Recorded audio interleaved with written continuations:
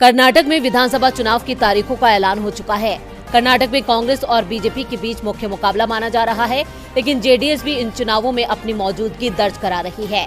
JDS ये साफ कर चुकी है कि वो कांग्रेस और बीजेपी के साथ गठबंधन नहीं करेगी, बल्कि अपने दम पर चुनाव लड़ेगी। लेकिन इस बीच कर्नाटक हाईकोर्ट ने 2018 में फर्जी बीमा बॉन्ड के जरिए मतदाताओं को लुभाने के मामले में अपना फैसला सुनाया है। कोर्ट ने तुमकर ग्रामीण निर्वाचन क्षेत्र से जेडीएस विधायक गौरीशंकर को अयोग्य घोषित कर दिया है। फैसले के तुरंत बाद कोर्ट ने अयोग्यता को 1 महीने के लिए निलंबित कर दिया, ताकि गौरीशंकर के वकील सुप्रीम कोर्ट में याचिका दाखिल कर सकें। हाई कोर्ट की एकल पीठ ने ये फैसला बीजेपी उम्मीदवार बी सुरेश गौड़ा की दायर एक याचिका पर सुनवाई करने के बाद दिया है। बी सुरेश गौड़ा को गौरीशंकर ने 2018 के चुनाव में मात दी थी। गौरीशंकर पर 2018 के राज्य विधानसभा चुनाव के दौरान मतदाताओं को फर्जी बीमा बॉन्ड वितरित करने के लिए चुनावी कदाचार का आरोप लगा था। आपको बता दें कि जेडीएस विधायक पर 32 साल की उम्र के लोगों को 16,000 फर्जी पॉलिसी बीमा बॉन्ड जारी करने का आरोप लगाया गया था। गौरीशंकर के खिलाफ शिकायत में दावा किया गया है कि उन्होंने 2018 के कर्नाटक विधानसभा चुनाव के लिए समर्थन हासिल करने की कोशिश में नकली बॉन्ड बांटे। गौरीशंकर ने तुमकर ग्रामीण का प्रतिनिधित्व करते हुए 5,640 मतों के अंतर से 2018 में कर्नाटक विधानसभा का चुनाव जीता था। वो 2008 के विधानसभा चुनाव में मधुगिरी सीट के लिए चुनाव लड़े और गांधी ने 2019 में मोदी सरनेम पर कर्नाटक के जिस कोलार में बयान दिया था, अब उसी जगह पर राहुल गांधी सत्यमेव जयते अभियान की शुरुआत करने जा रहे हैं। राहुल गांधी 5 अप्रैल को कोलार से पार्टी का देशव्यापी सत्यमेव जयते आंदोलन शुरू करेंगे। कर्नाटक प्रदेश कांग्रेस अध्यक्ष डीके शिव कुमार ने कहा कि राहुल अब इसी मिशन पर आगे बढ़ेंगे। कर्नाटक प्रदेश कांग्रेस प्रमुख शिव कुमार ने आनंद शर्मा के साथ एक संयुक्त प्रेस कॉन्फ्रेंस में कांग्रेस के अगले मिशन के बारे में जानकारी दी है। डीके शिव कुमार ने कहा, राहुल गांधी की अयोग्यता का मुद्दा कोलार में उनके भाषण के साथ शुरू हुआ था। 5 अप्रैल को राहुल गांधी कोलार आएंगे और वहां से अपना सत्यमेव जयते आंदोलन शुरू करेंगे, जो पूरे देश में जाएगा। डीके शिव कुमार ने आगे कहा, हमने उनसे यहां से शुरुआत करने के लिए कहा, वे तैयार हो गए और इसके लिए तैयारी चल रही है।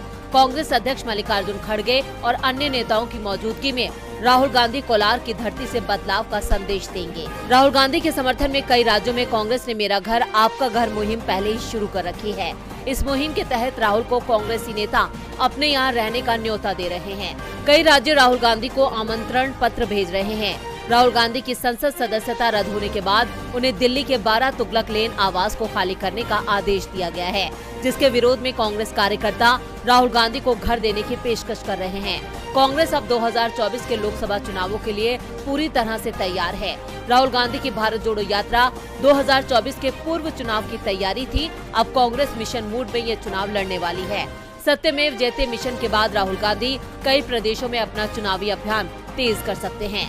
कांग्रेस कार्यकर्ता एक बार फिर संगठन को मजबूत करने की दिशा में काम कर रहे हैं। जिन राज्यों में कांग्रेस ने पकड़ खोई है, वहां एक बार फिर से पांव जमाने की कोशिश की महीने का आज आखिरी दिन है। ये महीना इस वित्त वर्ष का आखिरी महीना है और इसी के साथ वित्त वर्ष 2023 खत्म होने जा रहा है। वित्त वर्ष की शुरुआत के साथ ही कई चीजों में बदलाव भी हो रहा है। डेट म्यूचुअल फंड्स पर टैक्स से लेकर NPS withdrawal, post office scheme और अन्य चीजों में बदलाव हो रहा है। ये बदलाव हैं बजट 2023 में घोषित किए गए आयकर से जुड़े बदलावों को 1 अप्रैल से लागू किया जाएगा। नई टैक्स व्यवस्था में 5 लाख के बजाय लिमिट बढ़कर 7 लाख रुपए सालाना हो जाएगी। दूसरा, leave travel allowance encashment 3 lakh की जगह बढ़कर 25 लाख रुपए हो जाएगा।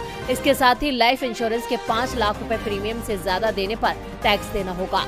तीसरा, मार्केट लिंक डिबेंचर में निवेश शॉर्ट टर्म कैपिटल संपत्ति होगी और फिजिकल गोल्ड को इलेक्ट्रॉनिक गोल्ड में बदलते हैं तो इस पर कोई कैपिटल टैक्स नहीं होगा। 1 अप्रैल से डेट म्यूचुअल फंड पर LTCG टैक्स का लाभ नहीं दिया जाएगा। सीनियर सिटीजन सेविंग स्कीम में 1 अप्रैल से 15 लाख की जगह निवेश की लिमिट बढ़कर 30 लाख रुपए हो जाएगी। इसके अलावा मंथली इनकम स्कीम में निवेश की लिमिट 4.5 लाख की जगह 9 लाख रुपए हो जाएगी और ज्वाइंट खाते के तहत लिमिट 9 लाख से 15 लाख रुपए हो जाएगी। पेंशन फंड रेगुलेटरी और डेवलपमेंट अथॉरिटी ने KYC दस्तावेज को अपलोड करने को अनिवार्य किया है, जो 1 अप्रैल 2023 से प्रभावी है। NPS यूजर्स को पैसा निकालने के लिए विड्रॉल फॉर्म, पहचान और address proof bank account pan की कॉपी देनी होगी। रिजर्व बैंक की वित्त वर्ष 2023-24 की पहली मॉनेटरी पॉलिसी घोषणा 6 अप्रैल को होनी है। ऐसे में उम्मीद की जा रही है कि एक और रेपो रेट में इजाफा हो सकता है। HUID नंबर वाले सोने की ज्वेलरी और अन्य सोने के प्रोडक्ट को भारत के सभी ज्वेलरी स्टोर पर बेचने की अनुमति होगी। एक्सिस बैंक सेविंग अकाउंट के लिए टैरिफ स्ट्रक्चर में बदलाव करने वाला है, जो कल से लागू होगा।